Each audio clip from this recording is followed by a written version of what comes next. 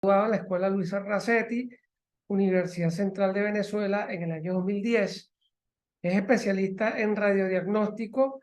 Hizo su entrenamiento en el Hospital Universitario de Caracas, UCB, año 2016. Curso de perfeccionamiento profesional en imágenes oncológicas en Oncoimagen. Hizo un curso de contorneo de planificación con resonancia magnética en oncología radioterápica de la Universidad de Alcalá y se especializa en la interpretación de estudios de neuroimagen funcional por resonancia magnética para evaluar neuropatías oncológicas, desmielinizantes, neurodegenerativas y epilepsia.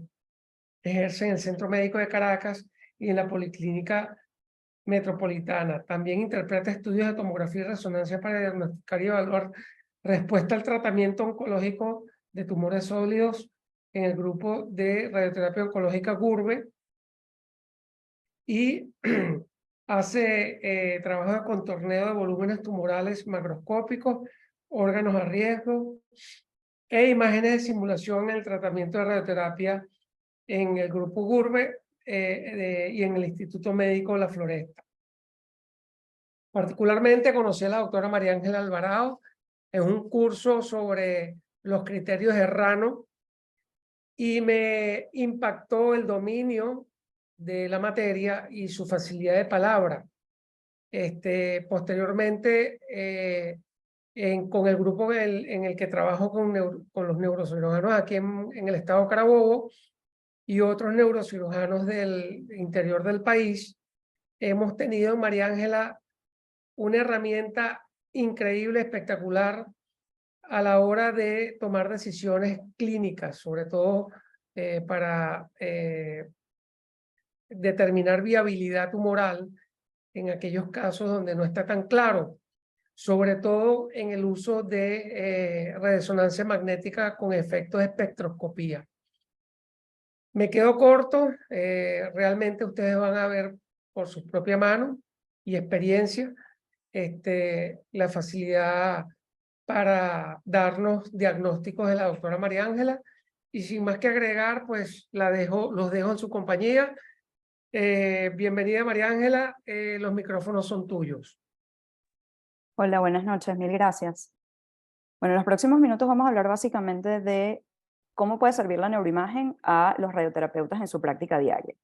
Vamos a hacer una presentación basada en casos clínicos, entonces evidentemente esas neuroimágenes están protegidas por seguridad del paciente y les pido discreción en cuanto a su uso y difusión.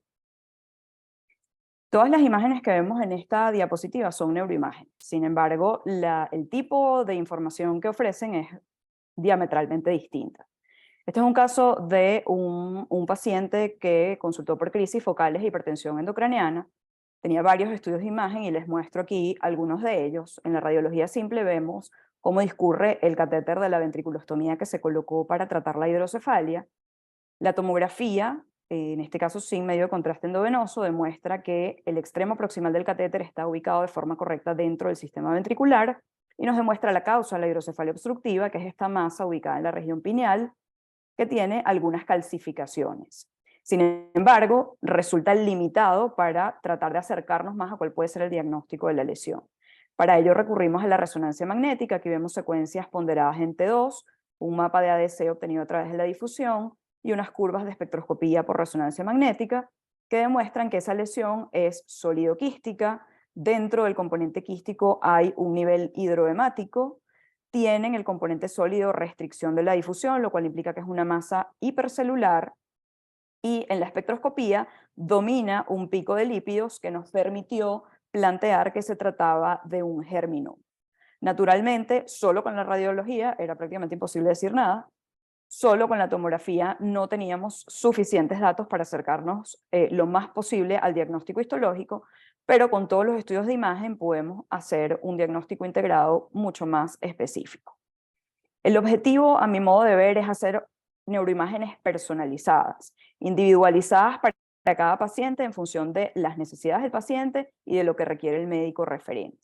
Pero para que eso sea posible, nosotros tenemos que poder contar con toda la información necesaria para tomar las mejores decisiones.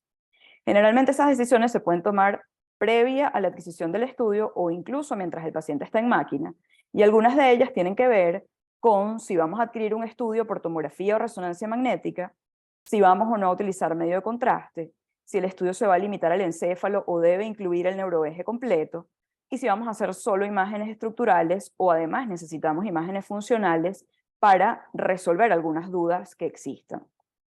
En ese sentido, es imperativo que tengamos tanta información como sea posible para que todas las decisiones que se tomen a continuación sean correctas.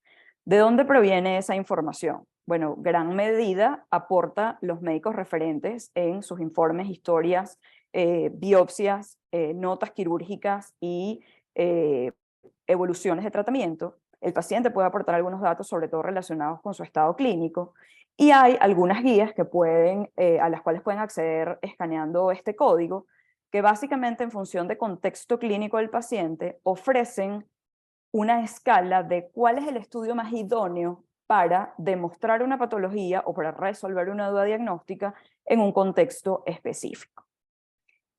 En ese sentido, de los médicos referentes, parte de la información que necesitamos es, en primer lugar, conocer cuál es el objetivo del estudio. Si estamos en un contexto diagnóstico, si es un paciente que se va a simular para o bien un procedimiento neuroquirúrgico, una biopsia por estereotaxia, o simular tratamiento con radioterapia, si se trata de un estudio para evaluar respuesta terapéutica, si estamos en el contexto de una complicación o si se trata de un estudio de vigilancia.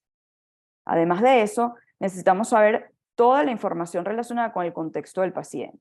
Su edad, cuáles son sus síntomas actuales, todos los antecedentes pertinentes, su función renal en caso de que requiramos colocar medio contraste endovenoso, en damas especialmente importante embarazo y lactancia, sobre todo si vamos a utilizar gadolínio en el estudio, cuál es la fecha del evento quirúrgico, cuáles las observaciones del cirujano durante el evento, el diagnóstico integrado OMS de la pieza quirúrgica o de la biopsia que se haya realizado, la farmacoterapia recibida en términos de cuáles fueron las drogas que recibió el paciente, con especial énfasis en uso de esteroides, antiangiogénicos e inmunoterapia, fechas de inicio y culminación, tratamiento de radioterapia, especial énfasis en modalidad de tratamiento, dosis, fechas de inicio y culminación, y en algunos casos particulares es necesario referirse a pruebas dirigidas en líquido cefalorraquídeo o evaluación, por ejemplo, de vía visual.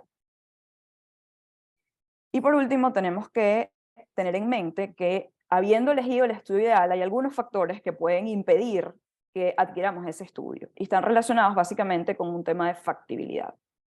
Si el estudio no está disponible, o si por su costo no es accesible, o el paciente tiene implantado algún dispositivo que produzca artefacto en tomografía por ser metálico, como implantes dentales o prótesis, o algún dispositivo que no sea compatible con el imán de resonancia magnética, evidentemente esto hace mucho menos posible que podamos hacer el estudio. Igualmente tenemos que considerar la tolerancia del paciente, especialmente en resonancia magnética, donde los tiempos de adquisición son más largos y puede ser necesario hacer el estudio bajo sedación. Y por último, y no menos importante, la experticia de todo el equipo, de los técnicos que adquieren los estudios y de los médicos que evaluamos e interpretamos las imágenes, porque a pesar de que haya una recomendación de estándar de oro sobre cuál es el método idóneo, si un médico tiene particular experticia con uno u otro de ellos, podemos perfectamente recurrir al método en el que quien va a interpretar las imágenes sea más experto. A continuación vamos a ver algunos casos para tratar de demostrar cuál es el alcance de la neuroimagen en la práctica del radiooncólogo, evidentemente con base en nuestra experiencia en el grupo de radioterapia oncológica GURBE, y en las distintas fases en las cuales la neuroimagen puede ser útil para resolver problemas. El primer caso es de un hombre de 57 años que consultó por visión borrosa en el ojo izquierdo. Esta es la primera imagen que tenemos, que es el estudio diagnóstico, es una resonancia magnética con administración de medio de contraste endovenoso, que demuestra una masa en la región celar, sólido-quística, originada en la glándula hipófisis, que tiene estrecha relación con el quiasma óptico, el cual desplaza cranealmente, y eso tiene una implicación muy importante en relación con los síntomas del paciente. Además, la neuroimagen demuestra que hay un nivel líquido-líquido, probablemente líquido proteináceo o líquido hemático intratumoral, y con esta información, ese paciente fue sometido a una resección transesfenoidal. Esta que vemos aquí es la neuroimagen postquirúrgica que demuestra naturalmente todos los cambios relacionados con la resección, una turbinectomía, la resección transesfenoidal y la reconstrucción del piso celar. No vemos enfermedad macroscópica, sin embargo, tenemos cambios importantes en el infundíbulo de la hipófisis y en la vía visual, básicamente por retracción hacia el lado derecho. Y además vemos un adelgazamiento del segmento prequiasmático del nervio óptico bilateral que coincide en alguna medida con la hemianopsia temporal derecha que presentó el paciente posterior a la cirugía. Esta imagen nos demuestra que para evaluar el paciente en el contexto posquirúrgico inmediato, la resonancia magnética es la técnica ideal y especialmente si tenemos compromiso de nervios craneales. A continuación hicimos la imagen para simular el tratamiento de radioterapia del lecho, en este caso la región celar. Fíjense que quizás para el ojo inexperto no es tan sencillo evaluar todos los cambios que hay en la zona abordada quirúrgicamente. El quiasma óptico sí claramente se ve desplazado y retraído hacia el lado derecho, pero la evaluación probablemente del segmento prequiasmático de los nervios ópticos es más compleja por tomografía. Tenemos en este caso evaluación por dos métodos de imagen que ofrecen información diferente en contextos distintos, en tiempos distintos, y que en el caso de la simulación de tratamiento, la fusión de ambas imágenes ofrece mucho mejor certeza y precisión para el tratamiento del paciente. En otro contexto tenemos una mujer de 47 años que consultó por tinnitus derecho, disfonía, disfagia y parálisis de la cuerda vocal derecha. No tenemos acceso a las imágenes prequirúrgicas, sino a la tomografía que se hizo previa a la simulación de tratamiento y a la resonancia magnética que se hizo en el mismo momento. La anatomía patológica de la lesión fue compatible con un schwannoma de nervios craneales 9 y 10 del lado derechos, con extensión intra y extracraneal. Sin embargo, en la tomografía de simulación de tratamiento, aparte de la craniotomía y de una imagen densa que corresponde a una calcificación que naturalmente anatómicamente está fuera de sitio, no podemos caracterizar mucho más. Exactamente en el mismo corte, pero ahora en resonancia magnética, incluso sin administración de medio contraste endovenoso, vemos la masa residual, en este caso su componente intracraneal a través del foramen yugular, y luego vemos la impregnación con el medio de contraste. Esto demuestra que para fosa posterior la tomografía es una técnica muy limitada para discriminar lesiones intracraneales, a menos que querramos evaluar el compromiso óseo, pero para evaluar el compromiso intracraneal la técnica es bastante deficiente. Y la resonancia magnética, incluso antes de que inyectemos medio de contraste, ofrece muchísimo más precisión y detalle en relación a caracterizar la lesión, evaluar cambios postquirúrgicos y definir volúmenes de tratamiento. Este otro caso corresponde a una mujer de 18 años que consultó con hipertensión endocraniana.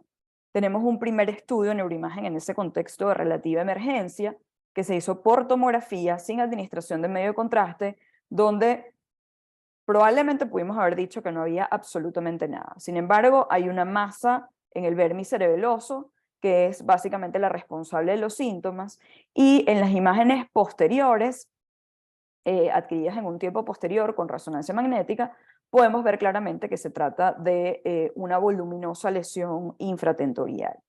En los estudios que se hicieron posteriores a una resección parcial para simular el tratamiento, vemos la diferencia de caracterización tisular entre la tomografía y la resonancia magnética en términos de que sabemos que hay algo anormal en la fosa posterior, sabemos que hubo una craniotomía, pero no podemos caracterizar mucho más el hallazgo. En la resonancia magnética queda claro que se trata de un lecho quirúrgico con enfermedad residual en la periferia. En este caso, por tratarse de un meduloblastoma, fue necesario además evaluar el neuroeje. En este caso, fíjense, en la resonancia magnética vemos todavía el lecho quirúrgico con enfermedad residual en la fosa posterior, y a pesar de que la citología líquido-cefalorraquídeo fue positiva, no vemos captaciones meningias ni intraaxiales en la columna.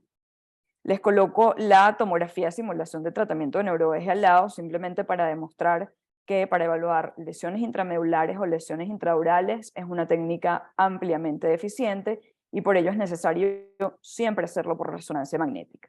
A pesar de que no vemos enfermedad macroscópica, el hecho de que la citología, que es una prueba adicional especial, esté positiva, tiene implicaciones en términos del plan de tratamiento de este paciente. Este otro caso corresponde a un paciente masculino de 51 años que consultó con hemiparesia derecha y cefalea. Era un paciente que tenía un diagnóstico de, o posteriormente se hizo un diagnóstico de una neoplasia primaria pulmonar con metástasis encefálicas, y vamos a evaluar de forma cronológica el estudio diagnóstico por resonancia magnética, la tomografía de simulación de radioterapia y la resonancia magnética para evaluar respuesta. Fíjense cómo, a pesar de que aquí no hay mucho tiempo de diferencia entre una y otra neuroimagen, la caracterización de la lesión que produce el edema perilesional frontal fundamentalmente del lado izquierdo es muy superior por resonancia magnética. En tomografía, retrospectivamente, vemos dónde está, pero en el estudio quizás si hubiésemos hecho la evaluación inicial por tomografía, probablemente nos hubiese costado un poco más. La resonancia magnética después del tratamiento, adquirida igualmente con protocolo submilimétrico y administración de medio contraste, demuestra prácticamente resolución del edema perilesional y muy buena respuesta de la lesión con significativa reducción de sus diámetros. Vamos a ver varias lesiones encefálicas del mismo paciente para ver distintos contextos. Unos cortes más abajo teníamos esta lesión puntiforme dentro del mismo edema perilesional de la lesión que vimos hace unos minutos, que prácticamente es absolutamente indiferente en la tomografía y que demostró respuesta completa en la resonancia postterapéutica.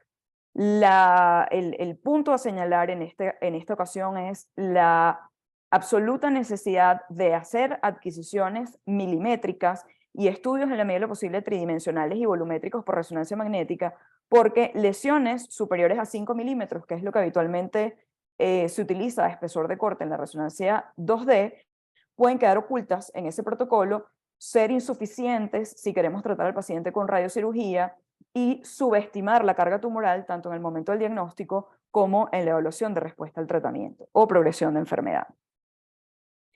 Tenía esta otra lesión frontal basal del lado izquierdo, prácticamente sin edema perilesional, con cuestionable traducción tomográfica. Creo que retrospectivamente todos vamos a ver un nódulo en el lóbulo frontal derecho, pero si hubiésemos visto primero la tomografía probablemente hubiésemos dicho que no había nada, y con claros indicios de respuesta ahora una lesión no medible después del tratamiento. Y por último, esta lesión en el lóbulo temporal derecho, igualmente sin edema perilesional, con discreta correlación en la tomografía sin contraste y con buenos signos de respuesta después del tratamiento. También quiero aprovechar este caso para quizás hacer mención de que no todas las metástasis encefálicas tienen un montón de edema perilesional, que como hemos visto en estas ocasiones, puede haber lesiones sin edema perilesional y eso no implica que no sean metastásicas, y eso tenemos que tenerlo en consideración, sobre todo en el contexto de pacientes que debutan con lesiones únicas para evitar errores diagnósticos.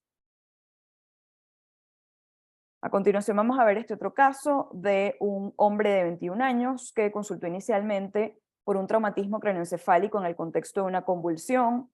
En la neuroimagen que se realizó inicialmente o en el periodo inmediato del traumatismo, se diagnosticó una lesión intraventricular con, la verdad es que pobre realce nodular en su aspecto posterior, en el ventrículo lateral izquierdo, que imagenológicamente se planteó que podía corresponder a un subependimoma y cuyos médicos tratantes decidieron tratarlo con radiocirugía.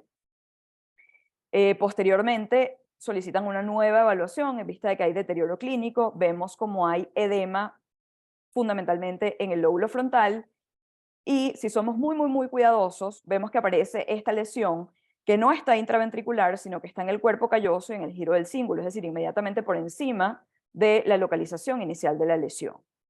Eso en una primera instancia se planteó como que podía ser progresión de la lesión intraventricular. Sin embargo, se realizaron estudios sucesivos y se realizaron secuencias funcionales para demostrar primero que no estaba intraventricular la lesión y segundo que correspondía a una necrosis inducida por radiación secundaria al tratamiento. Este paciente fue sometido a tratamiento con antiangiogénicos, recibió bevacizumab e hicimos una neuroimagen de control que demuestra reducción de las dimensiones de la necrosis, del edema perilesional o de la leucoencefalopatía adyacente y del realce posterior a la administración de medio contraste, y todavía vemos un discreto componente residual intraventricular muchísimo menor al estudio diagnóstico, por supuesto, que demuestra respuesta parcial de la lesión. Entonces, en este caso, la evaluación de las complicaciones del tratamiento debe ser realizada también por resonancia magnética, consecuencias estructurales cúbicas y, en la medida de lo posible, consecuencias funcionales, difusión, perfusión y, en algunos casos, espectroscopía, para poder definir el tratamiento de este paciente en lo sucesivo. Cuando se planteó que esto era progresión de enfermedad, clínicamente tenía sentido, porque el paciente efectivamente estaba peor, pero haber decidido una conducta pensando que esto era progresión, naturalmente hubiese sido catastrófico. Por último, vamos a ver un caso de un paciente de 77 años que está en tratamiento, o estuvo hasta hace semanas en tratamiento por un carcinoma epiermoide de fosa nasal izquierda, en cuyos estudios de simulación se diagnosticó incidentalmente un meningioma esfenoidal y además un cavernoma en el vermis cerebeloso. En el curso del tratamiento, el paciente fue suspendido por mucositis y posterior a la reanudación hubo una hemiparesia derecha que motivó que se hiciera una imagen de urgencia. Por ello, lo que vemos es una neuroimagen por tomografía que demuestra una hipodensidad en cuña en el territorio de la arteria cerebral media del lado derecho, básicamente comprometiendo lóbulo frontal, temporal y parietal. Tenemos además el signo de la arteria cerebral media hiperdensa, que nos habla de que tenemos trombo endoluminal, y en un ultrasonido Doppler carotidio que se realizó vemos una placa blanda que fue la que probablemente embolizó y produjo la isquemia. Esto es una complicación no inherente al tratamiento, pero producida en el curso del tratamiento, y por esa razón la primera neuroimagen que se realizó fue tomografía, probablemente por la condición clínica del paciente, por la necesidad de demostrar en términos de frecuencia de casuística qué era lo que estaba produciendo la hemiparesia, en vista de que ninguno de sus antecedentes tenía ninguna justificación lógica probabilística para explicar lo que estaba ocurriendo. Entonces, en este contexto, la tomografía suele ser el primer método de imagen por disponibilidad, rapidez de obtención de las imágenes, tolerancia del paciente y accesibilidad. Habiendo visto estos casos, vamos ahora a puntualizar cuáles son las perlas o cuáles son los tips en términos de el uso de las neuroimágenes en el contexto de la radioterapia oncológica. La tomografía la vamos a reservar fundamentalmente para evaluar anatomía y compromiso de estructuras óseas. En otro contexto en el que tiene sentido es en el caso de que tengamos lesiones vasculares, malformaciones vasculares fundamentalmente, en las que hagamos estudios angiográficos o angiotomográficos para evaluar la arquitectura de esas lesiones y poder definir tratamiento. Siempre que vayamos a hacer biopsias percutáneas o procedimientos estereotácticos, es necesario hacer una tomografía, igual que cuando simulemos el tratamiento de radioterapia.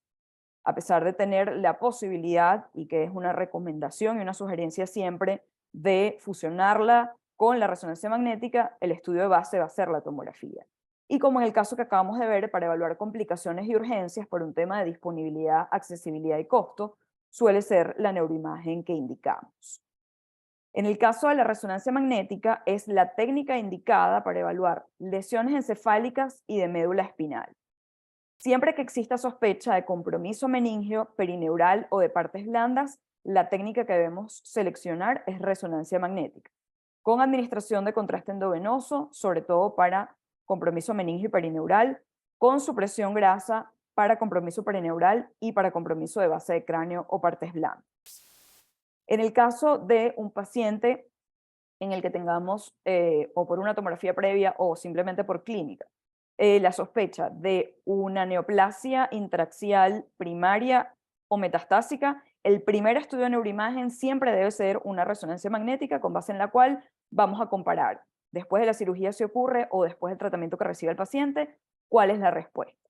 Y eso nos lleva al punto a continuación. La respuesta al tratamiento debe evaluarse siempre por resonancia magnética en sistema nervioso central, nunca por tomografía, salvo que exista exclusivamente compromiso óseo y las guías de respuesta son diferentes. Y como hablamos al principio, adquiriendo protocolos personalizados, porque hacer el mismo estudio para todos los pacientes no resuelve todos los problemas.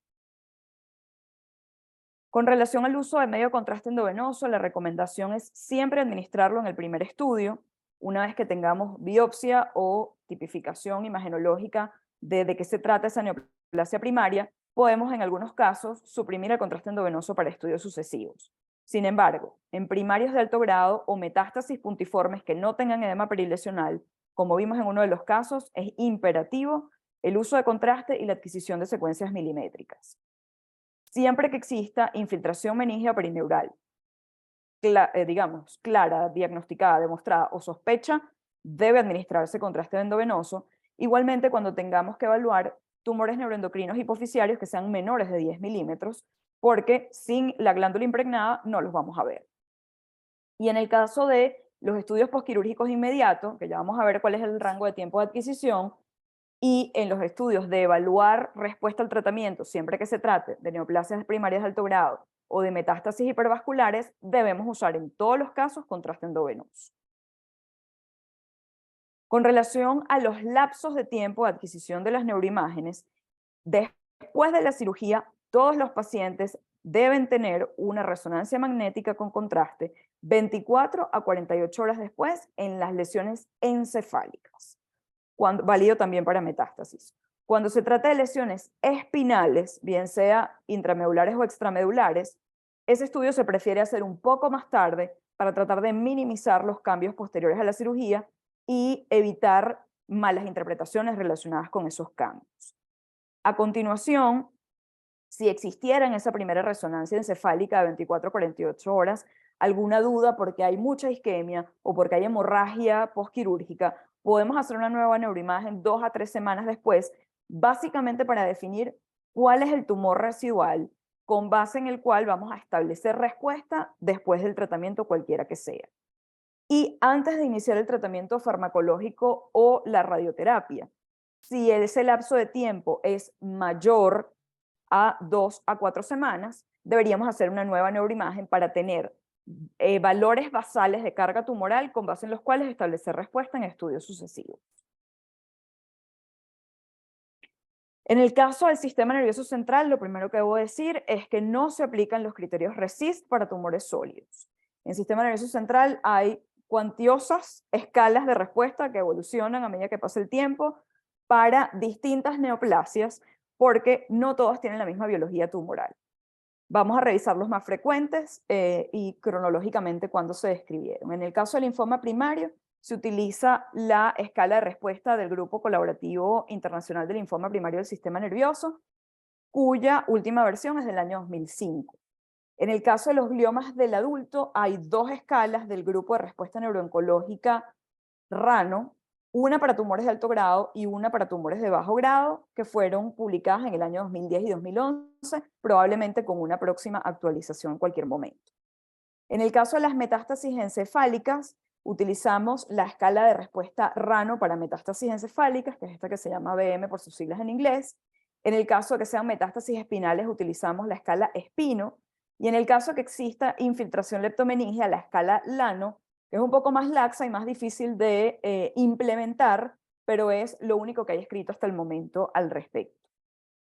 Si el paciente fue sometido a tratamiento con inmunoterapia, independientemente de si se trata de una neoplasia primaria o una metástasis, los criterios que utilizamos son los criterios IRRANO, que fueron publicados en el año 2015, y en los pacientes que tienen meningiomas, cualquiera sea su tratamiento, utilizamos los criterios RANO-meningioma descritos en el 2019, que consideran por primera vez criterios volumétricos cuantificados en resonancia magnética y no solo bidimensionales. En el caso de los gliomas pediátricos, como casi en todas las otras áreas de la medicina, no son adultos chiquitos y por ende tienen sus propias escalas de respuesta. En este caso es el grupo de respuesta en neurooncología pediátrica y hay 3 escalas que probablemente se reducen a 2 después de la publicación de la clasificación OMS 2021 para tumores cerebrales, una para tumores de bajo grado, otra para tumores de alto grado y una para neoplasia difusa de puente cerebral o de tallo encefálico, que ya es más una neoplasia difusa de alto grado y por eso digo que probablemente esto deba migrar a solo alto y bajo grado histológico. Con respecto a los lapsos de adquisición de neuroimágenes para evaluar respuesta, generalmente cuando queremos evaluar respuesta precoz en metástasis tratadas con radioterapia, se acepta que hagamos neuroimágenes a las 4 o 6 semanas. No es mi lapso de tiempo favorito, pero está descrito así. Yo prefiero, por sobre todo contexto nacional, que hagamos la neuroimagen a las 12 semanas después del tratamiento, bien sea farmacológico, con radioterapia, concurrente, con inmunoterapia, etcétera, en gliomas y metástasis, sobre todo lesiones de alto grado, porque las guías lo que describen es que tú puedes hacer una primera neuroimagen a las 4 semanas. Si el hallazgo es equívoco, tienes que repetirla con contraste a las 8 semanas, y si todavía tienes dudas, tienes que volverla a hacer a las 12 semanas, igualmente con medio contraste. Probablemente eso funcione en otros países del mundo, pero en este país me parece que lo lógico es hacerla a las 12 semanas, siempre que el paciente esté clínicamente estable o mejor. Si hay deterioro clínico, nada de esto tiene sentido, hay que hacer una neuroimagen de inmediato. En el caso que queramos evaluar complicaciones tardías de radioterapia o confirmar progresión del tratamiento en los primeros 6 meses de tratamiento con inmunoterapia, ese es el lapso de tiempo en el cual debemos hacer la neuroimagen. Podemos hacer 3 a 6 meses para radioterapia y 6 meses para complicaciones o confirmación de progresión bajo inmunoterapia. Y en los casos de gliomas de bajo grado, la neuroimagen se puede hacer cada 3 meses con la previsión de que no necesariamente necesitamos usar contraste endovenoso, especialmente si la lesión no captó contraste al inicio. Creo que de todo esto lo que se desprende es que este barco no puede andar con una sola persona remando. La clave, a mi modo de ver, es el trabajo en equipo, reunirse con las personas más talentosas posibles y hacer sin duda el mejor trabajo para el paciente. En este grupo de especialidades nadie tiene la verdad absoluta, aprendemos todos los días, especialmente con lo relacionado a la instrumentación de nuevos tratamientos y a la aparición de nuevas drogas. Entonces la invitación es a fijar límites altos, estándares muy altos, a no tener miedo de pedir ayuda cuando no tenemos idea de lo que estamos viendo, que pasa con frecuencia, y a siempre hacer equipo con los mejores. Con eso termino y quedo abierta a contestar sus preguntas si las hubiere. Muchas gracias, doctora Alvarado, por su excelente conferencia, resaltando las características de la resonancia magnética y la tomografía en las distintas patologías del sistema nervioso central, además de recordarnos la importancia de los protocolos personalizados y importantísimo lo de los tiempos, sobre todo lo de las 12 semanas para la respuesta al tratamiento. También me pareció sumamente importante personalizar también la solicitud de estos estudios con el momento clínico del paciente, sobre todo en cuanto a inicio, finalización de tratamiento, campos, dosis y la utilización de los esteroides que modifica la captación del contraste. Realmente excelente, doctora, y los conceptos, los criterios RANO, importantísimos. Vamos a abrir un espacio a las preguntas del público. Perfecto.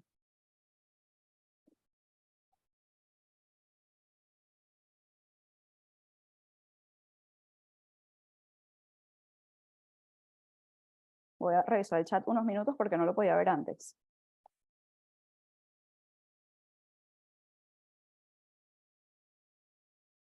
¿Por qué la neuroimagen postquirúrgica debe ser tan precoz? Hay residuos sanguíneos, edema, etcétera. Hola, Doc, ¿cómo está? Feliz noche. Básicamente porque el objetivo de esa primera neuroimagen es definir tumor residual.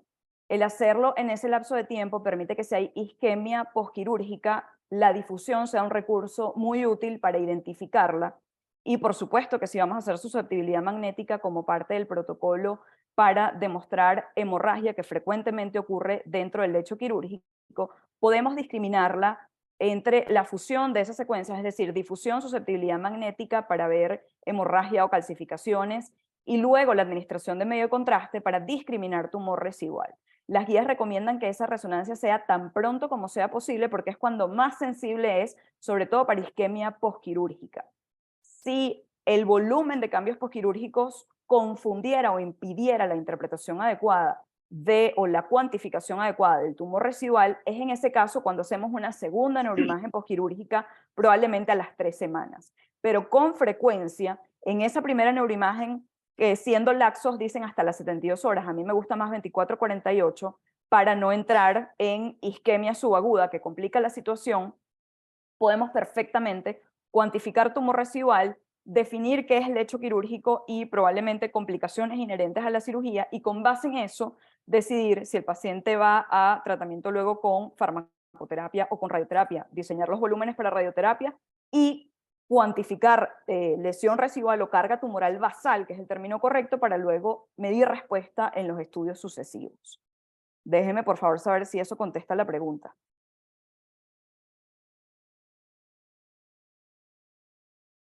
Gracias a ustedes. Creo que no hay más preguntas en el chat, pero no sé si hay alguna otra pregunta en la audiencia. María Ángela, buenas noches, ¿cómo estás? Fabio de ¿Y tú, Lima. Fabio? Bueno, agradecidísimo de tu participación, maravilloso, como siempre, tus charlas, muy claras, como siempre. Te quería preguntar algo, sé que no estaba dentro de los puntos que tocaste, pero creo que sería bueno para todos que nos hablaras un poquito de de Espectroscopía. resonancia magnética con espectroscopía, ¿no? ¿Cuándo Perfecto. usarla? ¿Dónde usarla? Más o menos esa orientación, porque me parece un estudio tan útil y Claro. bueno, Yo tengo una cuéntanos. visión un poco particular, básicamente con todas las neuroimágenes, las estructurales y las funcionales. Y es que yo siento que los referentes, es decir, todos ustedes, neurocirujanos, radioterapeutas, oncólogos médicos, etcétera, tienen que conseguir un radiólogo y adoptarlo. Porque hay un montón de decisiones que no funcionan tomarlas solo por protocolo, que hay que revisar todos los estudios anteriores del paciente antes de tomar las decisiones. Yo no soy muy fanática de hacer órdenes que sean como una lista de mercado de hágame todo lo que tenga el resonador, porque eso incrementa costos, incrementa tiempos y no necesariamente resuelve todos los problemas. Entonces, dicho esto, creo que lo mejor para cada paciente es, evaluado su caso, decidir qué necesita o qué lo puede beneficiar. Y para ello, lo que a mí más me ha funcionado es envían al paciente básicamente haciéndome saber cuál es la inquietud que tienen o cuál es la duda que tienen. Y con base en eso nosotros proponemos qué es lo idóneo. Con respecto a las técnicas funcionales, en el 2023, un estudio convencional de encéfalo por resonancia magnética debería incluir, por supuesto, secuencias morfológicas T1, T2, FLAIR, sí, con contraste, susceptibilidad magnética, sin duda. Con respecto a las técnicas funcionales, difusión es imperativo con su mapa de ADC para ver básicamente isquemia en el contexto subagudo o complicaciones, como vimos en el último caso del paciente, para ver isquemia periquirúrgica, por supuesto, o neoplasias hipercelulares. Otra de las secuencias funcionales que tiene sentido hacer, en algunos casos, es perfusión, que la hacemos para ver aumento de la permeabilidad capilar relacionada con neoangiogénesis. Eso tiene sentido en neoplasias primarias de alto grado. Solicitar perfusión en neoplasias de bajo grado no tiene lógica. En la mayoría de las metástasis no tiene sentido, pero si se trata de una neoplasia primaria que probablemente irradiamos concurrente y que tenemos dudas si lo que vemos es radionecrosis o recurrencia, porque morfológicamente tienen el mismo aspecto, tiene sentido hacer perfusión porque la neoplasia tiene aumento de la permeabilidad capilar y la radionecrosis no. Entonces, en ese sentido, esa secuencia está indicada en ese contexto particular. En el caso de la espectroscopía, ¿cuándo tiene lógica hacerla? En el contexto de, por ejemplo, una lesión única en un paciente donde no está claro si un primario ya diagnosticado, si no sabemos si es una metástasis única o una lesión de otra naturaleza, porque la clínica no nos ayuda, porque no tenemos antecedentes, puede tener sentido hacer espectroscopía de forma diagnóstica para discriminar grado histológico de una neoplasia con miras al tratamiento sucesivo. Tiene sentido en el estudio diagnóstico hacer espectroscopía, sí y solo si eso va a modificar la conducta. Si yo igualito voy a biopsiar al paciente, si yo igualito lo voy a operar, cuestionaría que realmente tuviera utilidad y pertinencia, pero en blanco y negro tendría lógica hacerlo.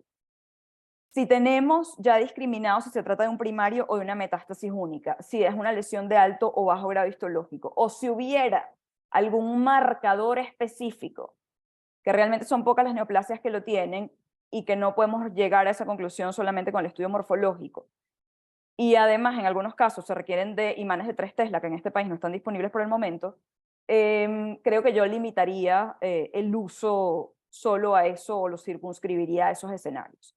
En el caso de que el paciente ya haya sido tratado y tengamos que resolver algunos problemas como esta lesión mutó o aumentó de grado histológico en el curso de la enfermedad, tiene sentido hacer espectroscopía, especialmente si el paciente tiene una espectroscopía previa.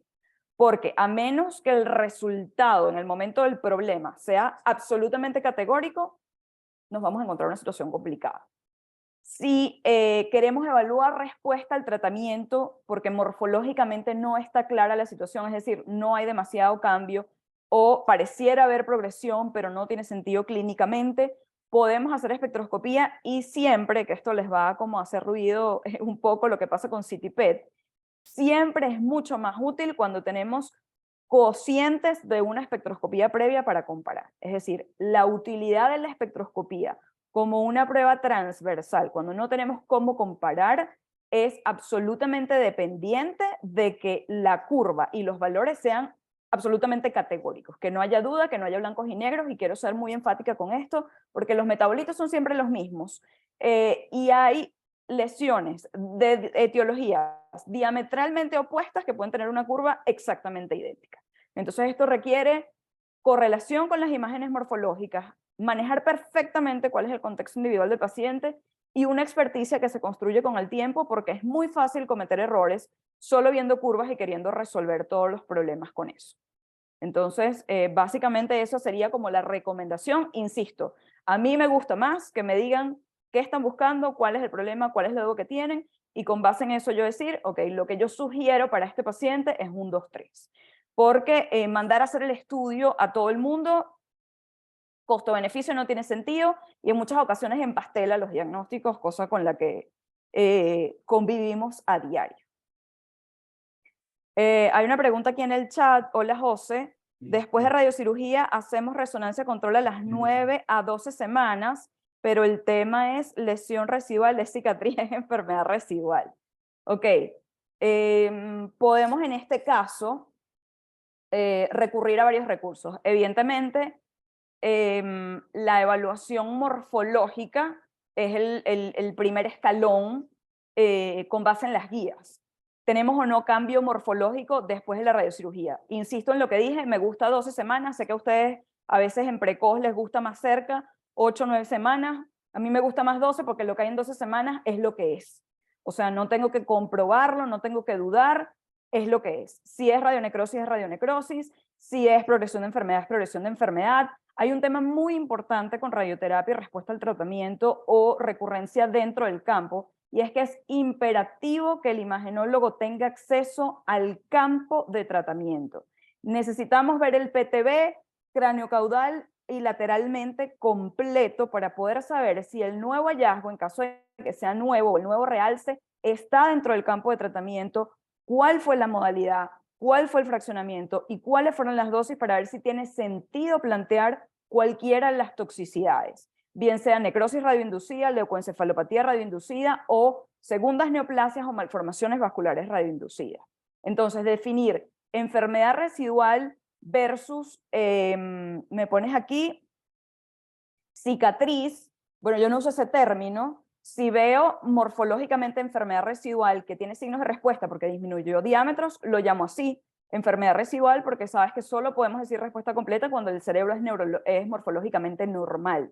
Si tuviéramos duda de que estamos en presencia de una complicación, 12 semanas es muy pronto, pero podemos recurrir, dependiendo del origen de la neoplasia que trataste, a alguna de las secuencias funcionales para definir qué pasa. Pero casi todo lo resolvemos viendo cronológicamente los estudios del paciente, y con los estudios morfológicos solemos tener una buena idea de en dónde estamos parados. Si clínicamente la situación es buena o mejor, no estamos usando esteroides o estamos bajando las dosis, podemos probablemente hacer un control más próximo y evaluar cuáles han sido los cambios, porque sé que con radiocirugía a veces podemos tener flare, o sea, a veces podemos tener, como lo que ocurre en inmunoterapia, aumento de realce sin que eso implique progresión de enfermedad. Pero generalmente tomamos la decisión decantados con base en estatus clínico del paciente y uso de esteroides. Ajá, otra pregunta: para la delimitación tumoral, ¿qué tomas en cuenta? Edema, solo lo que capta contraste en T1 y T2. Hola doc, buenas noches. Depende de qué neoplasia se trate. Si estamos en presencia de una neoplasia de bajo grado histológico, la mejor secuencia, considerando que se trata de una neoplasia primaria que no capte contraste, la mejor secuencia para delimitar generalmente neoplasias difusas suele ser T2 y FLAIR. Ojo aquí con el tema de edema no edema, porque puedo hablar con absoluta certeza de edema, por ejemplo, en el contexto de una metástasis con edema perilesional, que en el edema metabólicamente demostrado por estudios previos y por experiencia propia, no hay enfermedad, la enfermedad está circunscrita a la lesión nodular que generalmente capta contraste, el edema es reactivo no tumoral, entonces el volumen es solo lo que capta contraste, y en las neoplasias 3 o 4, probablemente tengamos que hacer un volumen mixto o 2 volúmenes, porque con frecuencia lo que vemos es un componente del tumor que capta contraste, que lo delimitamos en T1 con contraste, y un componente del tumor que no capta contraste, que tiene un comportamiento similar a las neoplasias difusas del encéfalo. Entonces tenemos que generar un volumen T2 o FLAIR y un volumen T1 con contraste, y esa suma de volúmenes es realmente la carga tumoral que tiene el paciente. Cuidado con eso porque con frecuencia decimos, bueno, si veo algo blanco en T2 y FLAIR, eso debe ser edema, y sobre todo en neoplasias difusas o en neoplasias de alto grado histológico, eso suele ser componente tumoral que no capta contraste. Y por esa razón tenemos que ver ambas secuencias para tomar la decisión de en dónde vamos a definir los volúmenes. Tengo otra pregunta por aquí, ¿cómo diferenciar pseudoprogresión de progresión? Depende del contexto, Andrés. Si estamos primero, ¿qué neoplasia tratamos? ¿Cómo la tratamos? Es decir, farmacoterapia, inmunoterapia, radioterapia o todas las anteriores. ¿Y en qué momento estamos en función de la culminación de tratamiento? ¿Cuál es el estatus clínico del paciente? Y el uso de esteroides. Todos esos son los parámetros que tenemos que utilizar para definir pseudoprogresión de progresión. Con frecuencia la pseudoprogresión imagenológicamente puede tener un aspecto prácticamente idéntico en las secuencias morfológicas, pero sí podemos tener valores distintos o información diferente en secuencias funcionales, básicamente perfusión y espectroscopía. Entonces, en esos casos, hacer mano desde el punto de vista imagenológico de esas secuencias funcionales puede resolver el problema.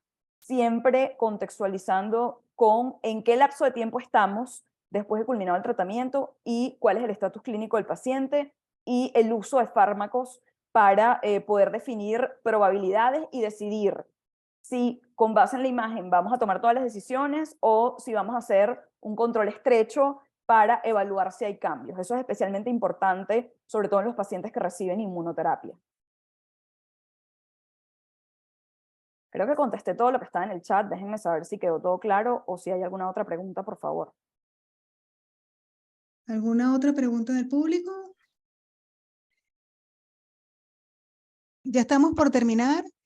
Quería hacerte una pregunta, doctora, si nos pudiera ampliar un poco lo de los criterios RANO, sobre todo porque hay muchos jóvenes en el público. Con gusto.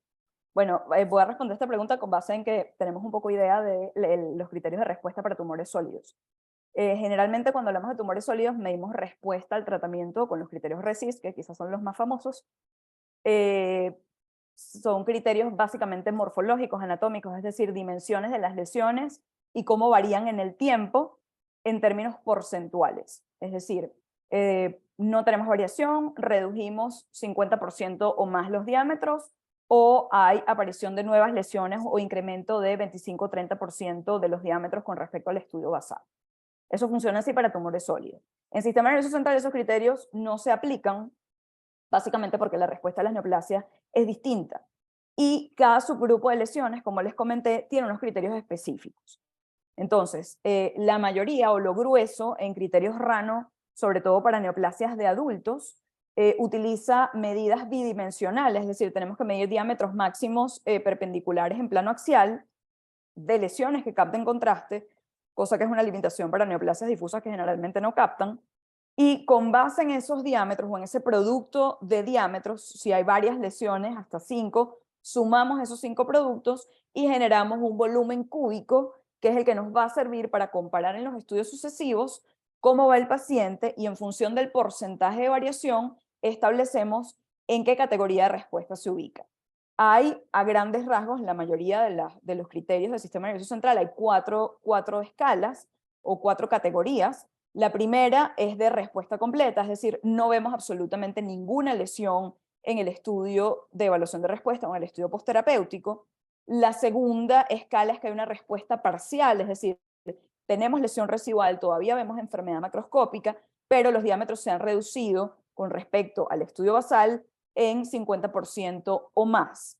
La tercera escala es la de enfermedad estable, que implica que hay una reducción inferior a 50% de los diámetros o no progresión de enfermedad, que sería la cuarta categoría de respuesta, en la cual debe haber incremento de diámetros o del producto de diámetros de las lesiones, o aparición de nuevas lesiones, o necesidad de aumentar las dosis de esteroides, o deterioro clínico del paciente no explicable por otra causa. Y esa es la gran diferencia en sistema nervioso central.